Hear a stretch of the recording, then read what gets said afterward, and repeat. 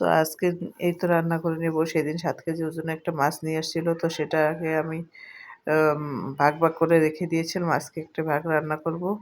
তো এই তো পেস্টটাকে তেল দিয়ে পেস্টটাকে মানে ভালো করে কষিয়ে একদম একটু ভাজা করে নিব।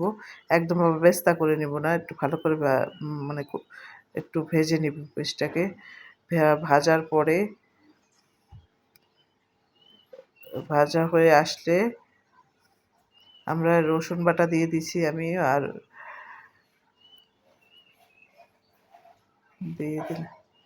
দিয়ে দিলাম আদা বাটা। আদা রসুনটাকে একটু কষিয়ে নেব কারণ এতে কাঁচা গন্ধটা যাতে চলে যায়। তারপর হলুদের গুঁড়া দিলাম,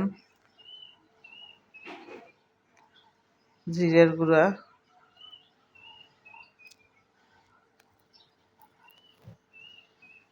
দিয়ে দিছি মরিচের গুঁড়া, একটু পানি দিয়ে দিলাম কারণ না হয় পুড়ে যেতে পারে। তো একটু এরপর ভালো করে কষিয়ে নেব।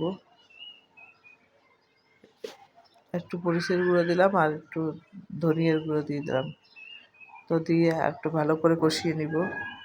লবণও দিয়ে দিলাম প্রয়োজন মতো বা পরিমাপ মতো।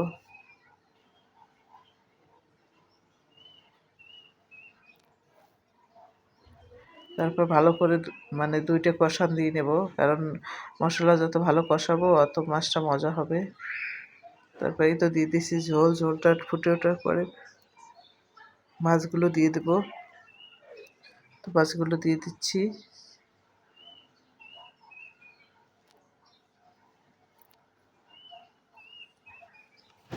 তারপরে তো মাছগুলো প্রায় হয়ে আসছে।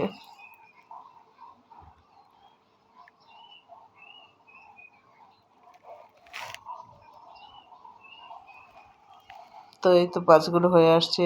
আপনাদের ভালো লাগলে লাইক, কমেন্টস ও শেয়ার করবেন। আমাকে এগিয়ে যেতে সাহায্য করবেন। আল্লাহ হাফেজ।